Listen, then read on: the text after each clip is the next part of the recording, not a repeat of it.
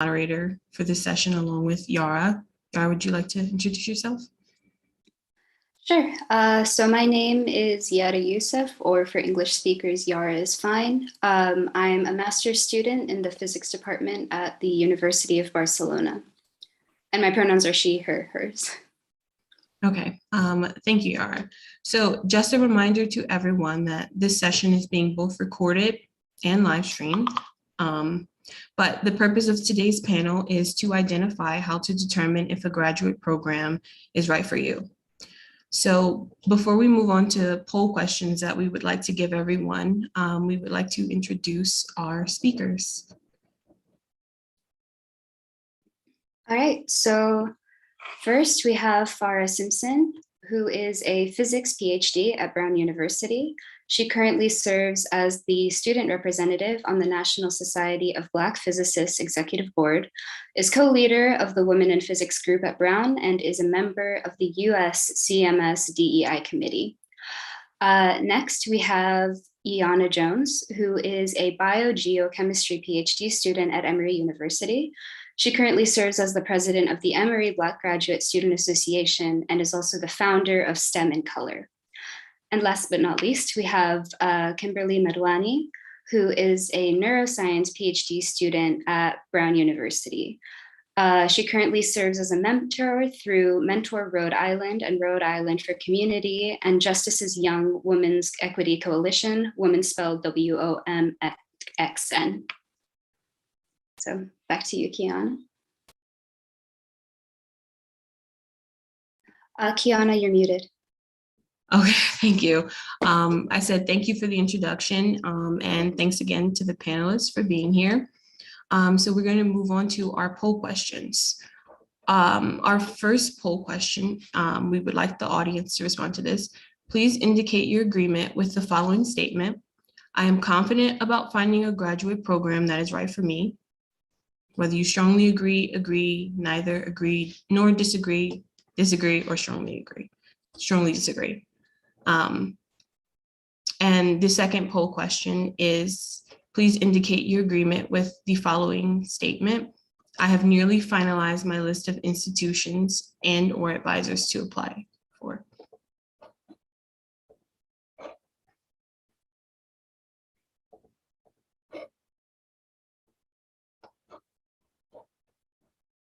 I'll give everyone a minute to answer that, and then we will discuss the results.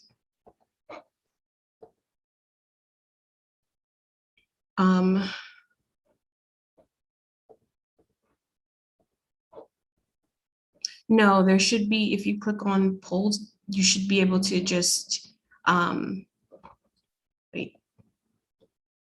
Okay, I think I just started the poll. So I think it should be good now. You don't have to answer in the chat. You should be able to just, okay, sorry about that.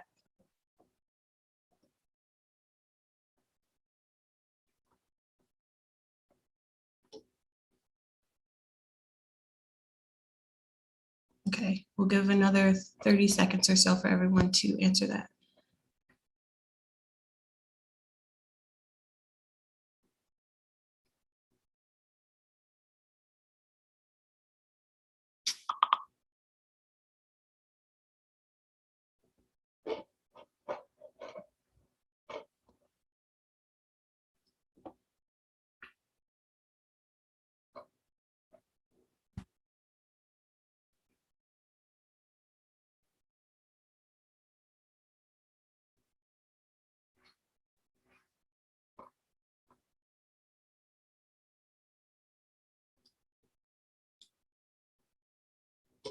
Okay, so it looks like most of everyone has taken the poll. And for our first question, which was about your confidence in choosing a grad program, it looks like it's pretty split.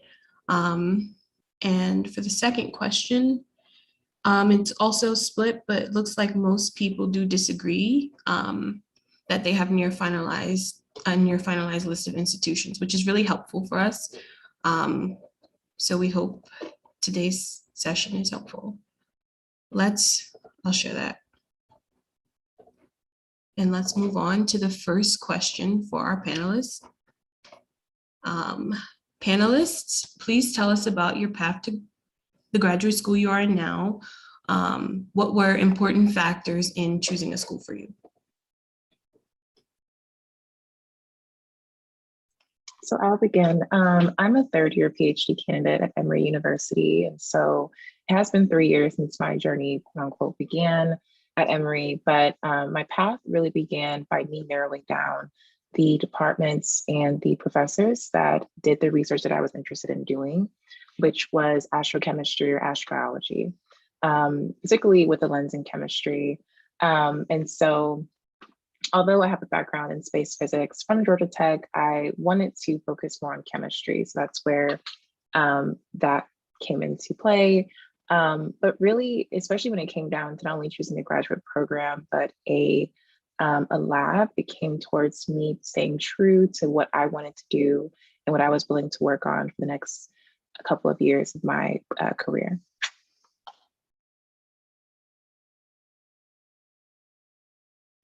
Yes, so for me, obviously, first I looked at programs that had the research that I was interested in doing.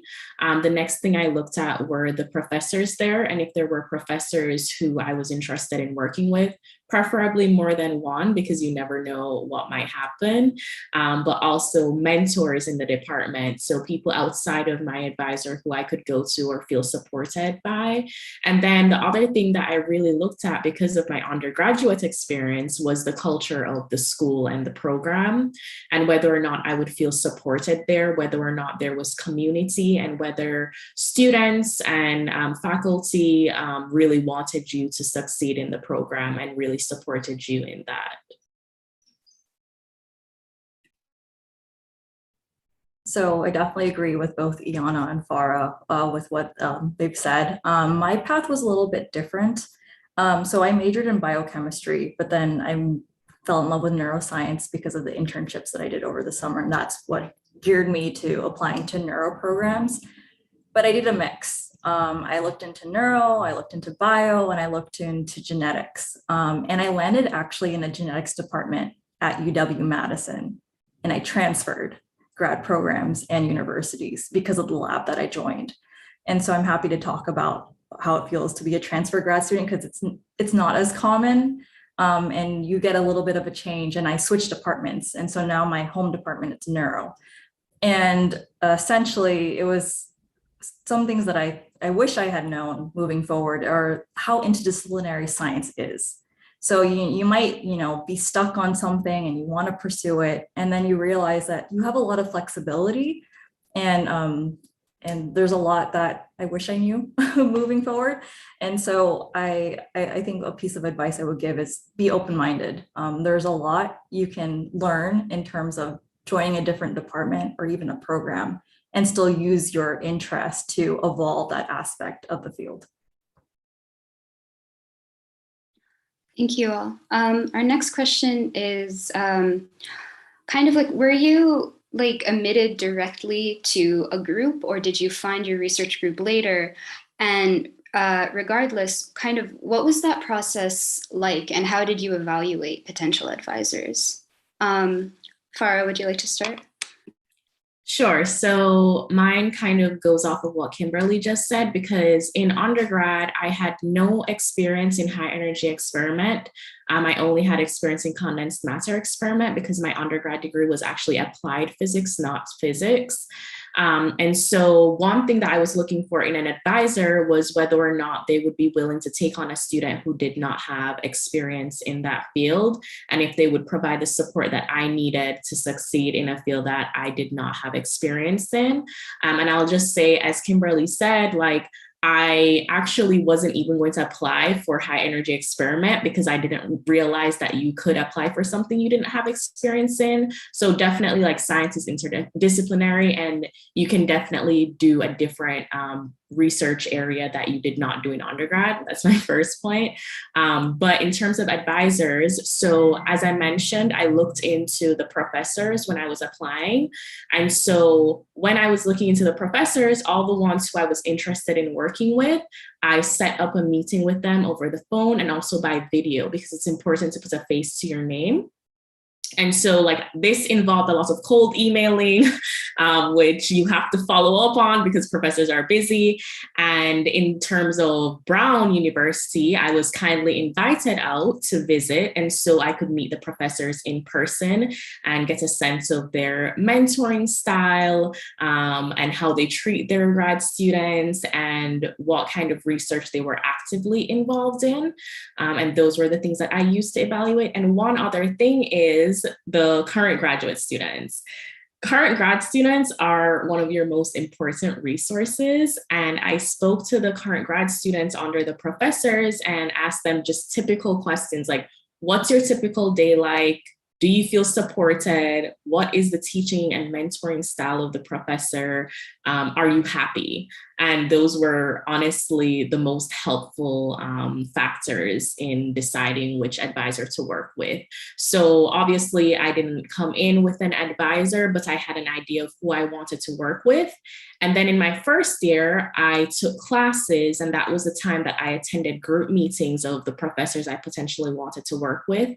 And that helped to narrow it down. And it was a pretty straightforward like decision for me personally, because my advisor was super supportive. Her mentoring style matched mine. I looked at what her students went on to do. They did mostly industry or academia, and if they felt supported, especially underrepresented groups within her research group, if they felt supported. So those were the factors that I used and my process in deciding on my advisor.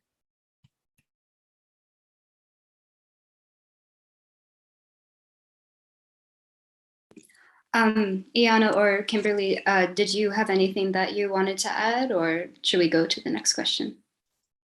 I would just say that my experience was similar to Farah. So when I came into Emory, I already kind of knew the lab that I wanted to work in. So I had already cold emailed that professor.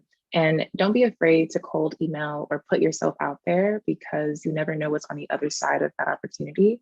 A lot of professors, there's an art to cold emailing as well, but a lot of professors appreciate being, being built up, being told about their research. It makes them feel good. So don't be afraid to do that.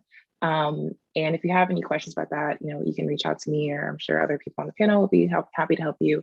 But also, the lab that I cold emailed, I actually did not end up joining. I ended up choosing another lab due to other reasons that we can talk about later. But the current lab that I'm in, I rotated in as well.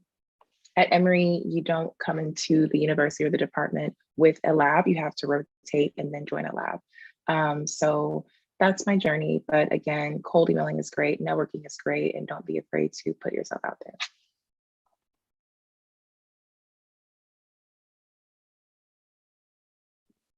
Kimberly, did you want to add anything, or? Okay. Okay, yeah, we can move on to the next question. Panelists, how did your visit days shape your decision about graduate school, and what were they like? Kimberly, would you like to start? Sure. Could you repeat the first part of the question? Sorry. How did your visit days shape your decision to attend your grad school? Yes, that was super important. Visiting the campuses and actually interacting with the graduate students. And honestly, it really did influence which graduate school I decided to choose, based off of the community and who were currently part of the program, and if I could see myself there long term. And a lot of the times, especially when you're interviewing for, the New England schools or even the Midwest schools, it's in the worst time of the year where it's snowing, it's very cold. And so, being from California, that was a bit of a culture shock, because I've never, experienced the snow winter. And so being in Wisconsin at the worst time, like, January, February, where it's the coldest part of the year and it's snowing, you have to really be like, okay, can I survive 5-6 winters and not go through the seasonal depression that people talk about, and you don't know that is real, but it can be very real. And so having that conversation, talking to people that also came from places that were warmer, and how they went through that and was super helpful and intuitive, and you can actually envision how life might be. And that was very important. I think location was incredibly important for making a decision in terms of, okay, the science is going to be good anywhere you go for the most part, but can I see myself building a community and finding, fostering that community to actually achieve the goals I want to as a woman of color in science. And I felt supported with the programs that were available as well as the resources. And so that ultimately, with the visit and talking to graduate students influenced my path and what I chose in terms of not only the science, but who was there to support me as a budding scientist.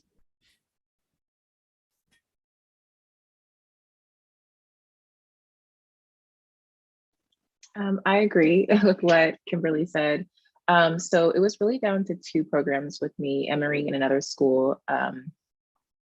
And when I went to go visit the other school, I was not really impressed with, I guess, the energy that I felt. So when I went, they have like the graduate students who are inviting you, and it just felt kind of like they didn't really want to be there, that, there really wasn't very much for us. And then also, I currently live in Atlanta, so Emory's in Atlanta, Georgia.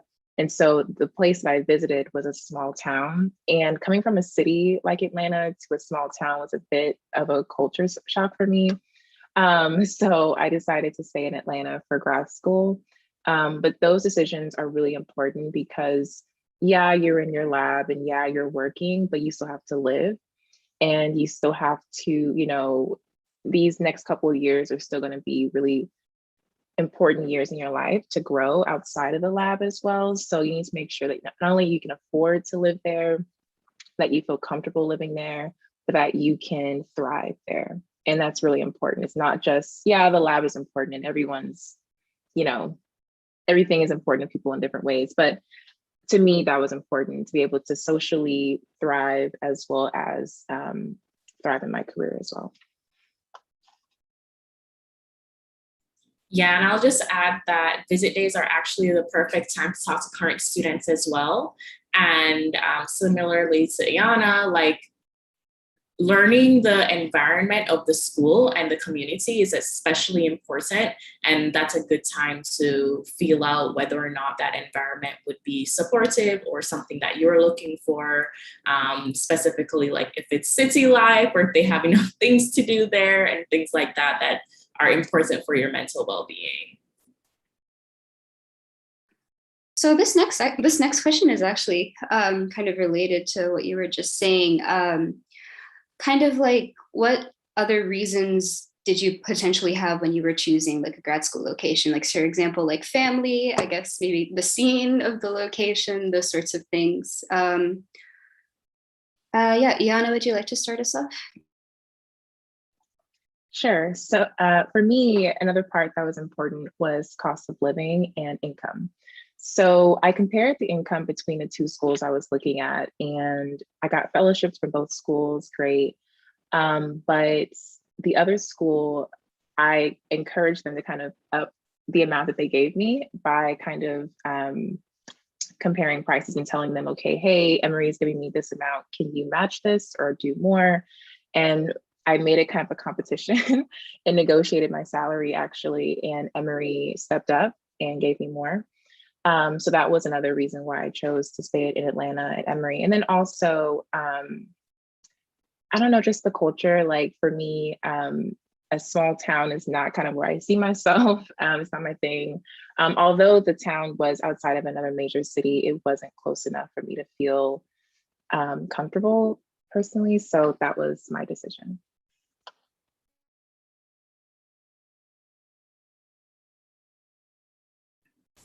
And then for me, factors included how close it was to the Caribbean. Could I feasibly afford to and be able to go home for holidays? How often? Another thing that was important to me was if there were things close by that would help me to stay active. Like I looked into like dance classes and if they had a decent gym and things like that, because that's important for my mental well-being. And then, as Iana was saying, I looked at whether or not I would be able to afford to live by myself on the graduate student stipend, because living alone was a priority for me as well. And if I could afford, like, decent living conditions and the type of life that I wanted to have with the graduate student stipend. So those were other factors that helped me to make my decision as well. Yeah, I completely agree with what everyone said. And yeah, how far can you stretch your stipend depending on the cost of living was a critical factor. And ultimately what brought me to Providence and Brown University, because, the stipend it's great to be supported to be doing research, but also depending on where you decide to do your graduate work might not be enough. Like, for example, San Francisco, New York, where things are subsidized, but you still need to cut in certain things if you want to be able to do things that in terms of self-care. Like, I love a good, face mask every now and then, and maybe I wouldn't be able to do that so often if I had gone to a bigger city. And so things like that, where there are activities for me to do, groups for me to join, what was the local art scene like, because I'm super into art, and Providence is surprisingly really great when it comes to the art and fashion scene, which I would have never known. And so having these conversations with people, doing a little bit of research and getting in touch really can shift the way that you decide to choose a place based on, the activities, what you have in your bank account and what you can do. And there are a lot of free things to do. They have a lot of resources depending on where you go. So it's just a matter of doing a little bit of work to find out what you can do to be a person before you're a scientist. Thank you so much for sharing. Our next question is there anything you wish you knew about advising relationships beforehand that you already didn't? I would say I wish earlier on, I wish I knew that it was okay to say no. I think that boundaries are really important, not only in your personal life, but also professionally. And I have my own rules that I operate by now personally in terms of my work. So I do have like cutoff times at night, or I don't look at my emails as much on the weekend just to kind of give myself a mental break. But I would say how to say no. That was my biggest thing. I wish I had known that advising styles can be so very different, and it will really shape your experience at grad school. I have friends who have completely different experiences being in Brown's physics PhD program than I do because of the differences between our advisors. And so, as I was mentioning before, it's important to ask your advisor and their current student a lot of questions. So, for example, what is their vacation policy?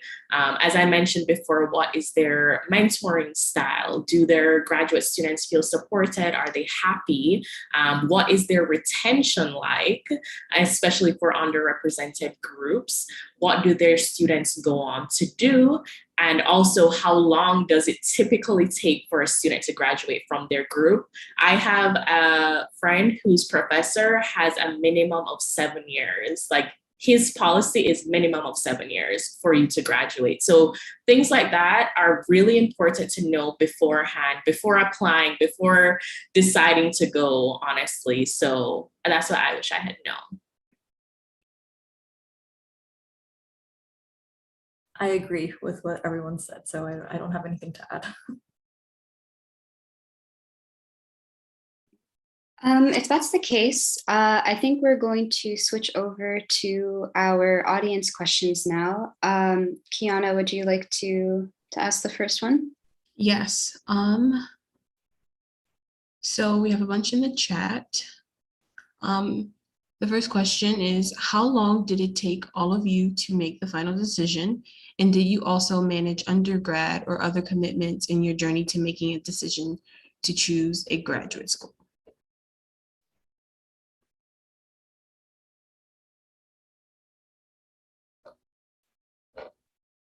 I can start. So I was considering applying to grad school during my last year at Columbia, during my senior year. Of course, it was a decision that I was thinking about in my junior year as well. So I did the GRE and the physics GRE, and I was reaching out to professors. I, however, realized that it was too much for me to decide whether or not I wanted to go to grad school, network with professors, visit campuses, and get through my senior year at Columbia, and also apply to jobs just in case I didn't want to go to grad school. So I ended up taking a gap year because I wasn't sure if I wanted to go to a grad program and I needed time.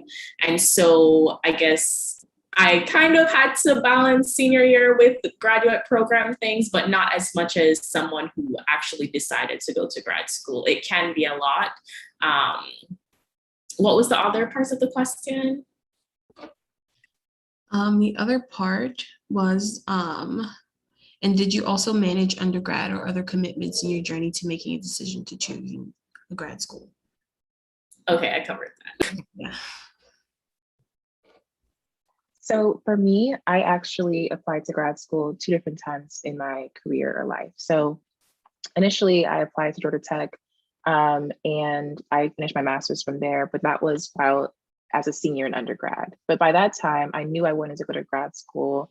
I'd already been prepping myself for grad school since sophomore year. So my senior year consisted of me taking the GRE, applying to grad school, all that stuff. Another tip, I would not recommend waiting ideally to senior year. It's just too much going on. You want to be able to enjoy that last year of undergrad and make it as smooth as possible. Ideally, I would take it in your junior year. That way, if you want to, take the test again, you have time.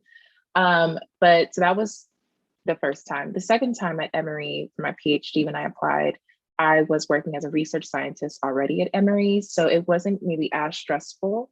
I still had commitments within Emory being a research scientist, but I still had to manage other commitments as well. So it's definitely doable. Yeah, I definitely agree. And I thought I was being smart by extending my undergrad to a 5-year degree. So I could take the last year to take it easy. And it was not easier because I had other extracurricular commitments in terms of, running an organization and also trying to pass on the torch. And so that you were like closing all these loose ends. And then also do not wait, like Iana said, do not wait to take the GRE last minute. It's super stressful for no reason. And if you can take it sooner, get it out of the way. And the nice thing is that the GRE is not, it doesn't hold as much weight as it used to. So I would encourage all of you to take it, of course, because it doesn't hurt to have it with your application, but it's not it doesn't give you a well-rounded picture of who you are as a scientist, who you are as a person, what you bring to the table. So do not put so much weight on it. You are worthy regardless of that score. And so, yeah, it's totally doable. Time management, obviously I be better than me and do things in advance, but obviously life happens and it's okay. Right? You're going to have deadlines, things are going to happen, life happens, and you manage. And we are all here because we've managed, right? So just keep that in mind as you keep pushing forward. Sorry, I think I got a bit of a thing in my throat. Our next question is, somebody was asking if you would recommend looking at grad programs first, so the overall grad program, and then looking within that for PIs, or look for PIs first, and then kind of take a look at the grad program they work in. Farah, would you like to start us off? Yes, so I personally looked at professors before the grad program because I figured that the professor would shape my experience a lot, and there was no point going to a grad program with no professors I wanted to work with. So first I looked for professors I was interested in working with, and then I looked at the overall grad program if I would be happy there as well. I agree with Farah. I think that your primary time is going to be spent in the lab with your advisor. I think that I also wouldn't be as concerned about the prestige per se of a place. There's a lot of people at certain institutions that are not happy because they picked it just because of the name. I would say your work speaks for itself. You can be at a prestigious university and, you know, never publish a paper, but you can be maybe at a next level university and, you know, be super successful publishing papers, making an impact in your field. So yeah, prestige is important, but don't get caught up on the name of a school. Yeah, I completely agree with what they both said. And I did a mixture, right? I looked at both programs, and then also sometimes I just looked at the PI and then saw what program they were under. And the really nice thing, and something that you don't hear about until you do those visit days, is that there's so many trainers within a program. Like you could be in the genetics program, but then you could get a trainer from neuro or bio or physics. And then you can take your expertise and be trained with different twists to what you initially went in with. And so I think keeping an open mind is always so important, and being flexible, because you just don't know. Maybe you end up liking something that's completely irrelevant to what you had originally planned. And that's okay. Like science is supposed to be malleable in that sense, and we're supposed to be flexible. And if we're not, then, you know, science is not innovative like it should be.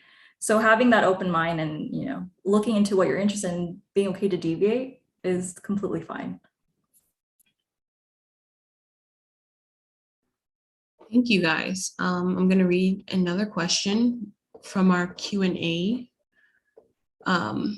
If visiting the campuses of interest isn't feasible because of distance, costs, the current climate, is requesting a meeting via video with professors of interest something they also see as showing interest, or is that too non-traditional?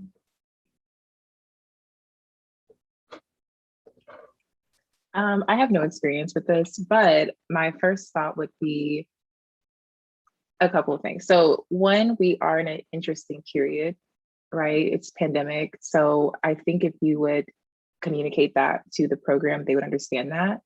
The only downside is that, yes, you could meet with them virtually, but you'll still not really know physically what it's like to be in that environment. And you could, you know, and that's up to you. Maybe you can schedule a different time with the department. I don't know, but I would recommend to, if you can, at least try to go visit, if not on the date that they recommend, or even maybe another time, or maybe not as many people are around if you're concerned about your health.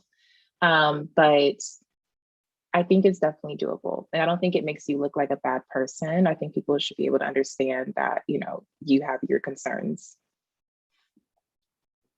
Yeah. Oh, no. Okay. I actually video chatted with most professors I was interested in working with, and that was pre-pandemic. Like I requested to video call them because I not only wanted to get a sense of them and who they were, but I wanted them to put a face to the name so that when they saw my application, they'd be like, oh, I actually met her. Like I actually care about her a little bit more than I do about people who I have never seen before. So I would definitely request a video call regardless of whether or not you go to visit. And in terms of costs, you could kindly ask if they could sponsor a trip for you. Say that you're super interested in visiting because you want to learn more about the program and meet people, and you are really interested in attending their program. So let them know that their money isn't going to go to waste, that you'll probably go if you get to visit.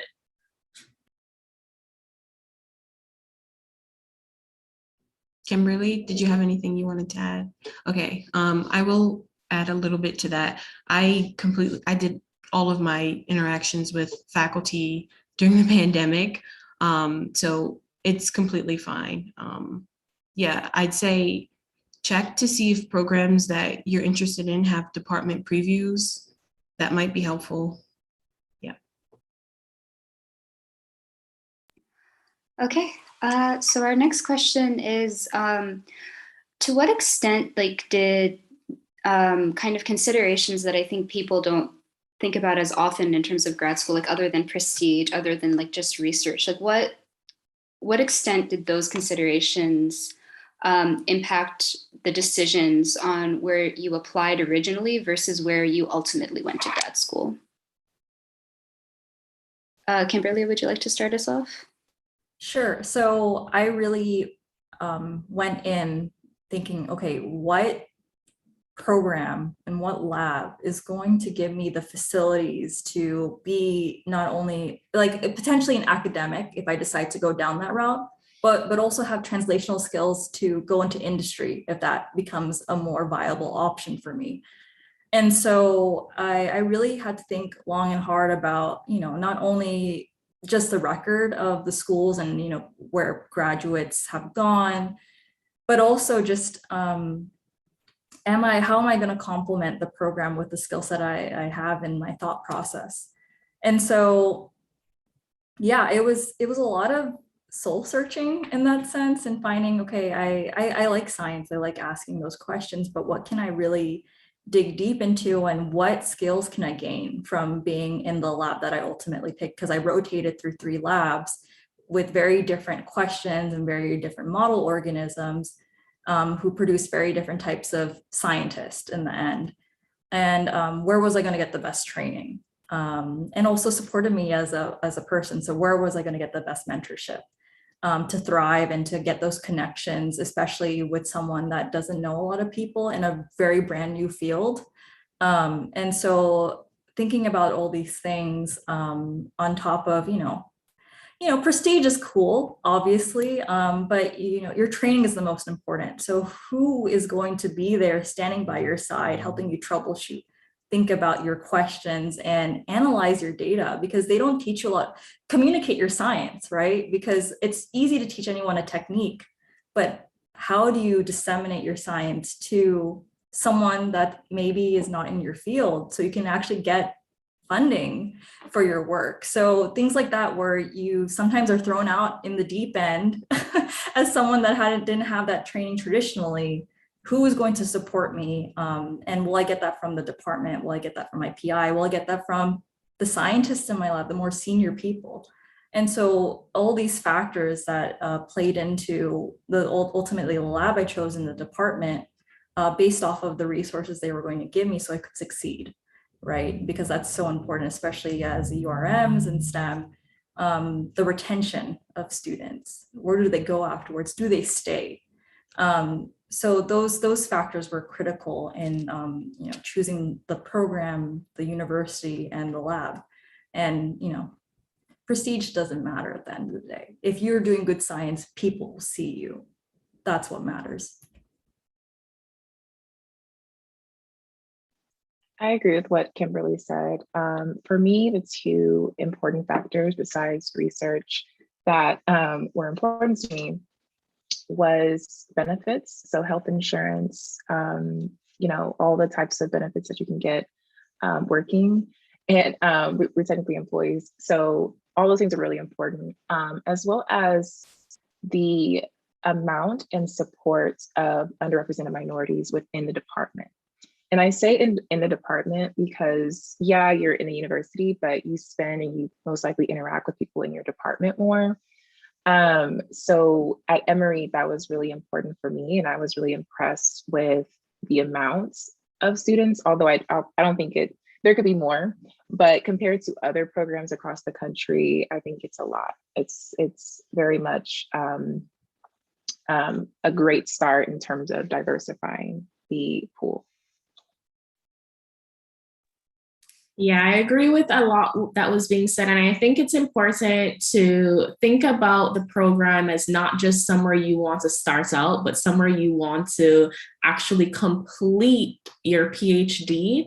And when I looked at the retention of women, especially Black women, within physics PhD programs in general, that made my considerations a lot different, especially because in undergrad, I did not feel supported by my community or my professors.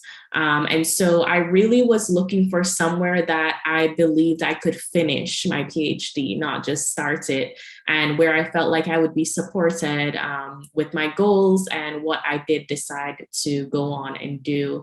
Because having professors and people to go to bat for you within a department will make such a huge difference for you and and your experience will be a lot different. So those things were very important to me in my decision, especially the culture of the community and the department.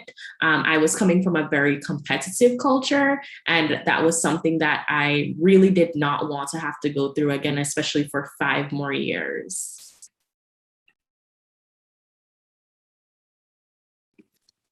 Awesome.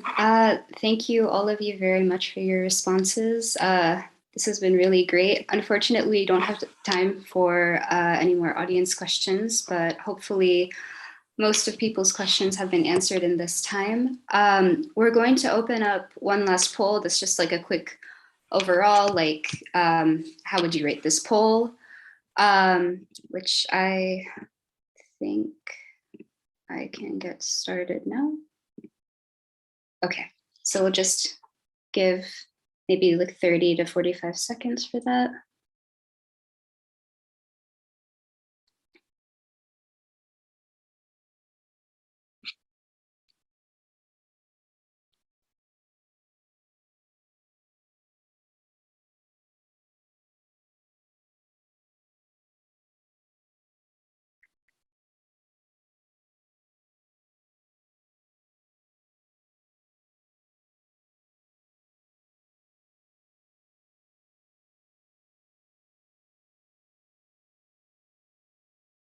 Okay.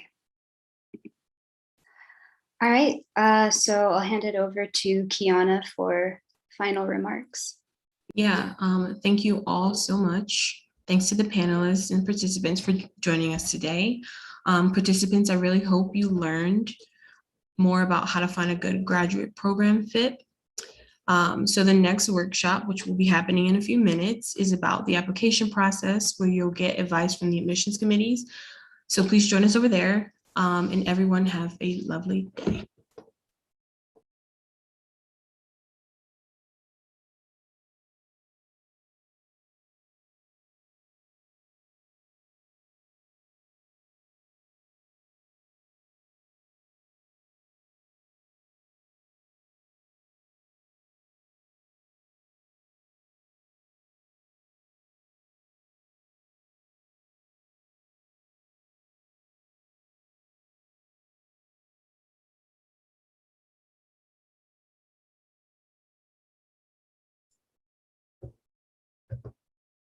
Michelle, I'm going to close out.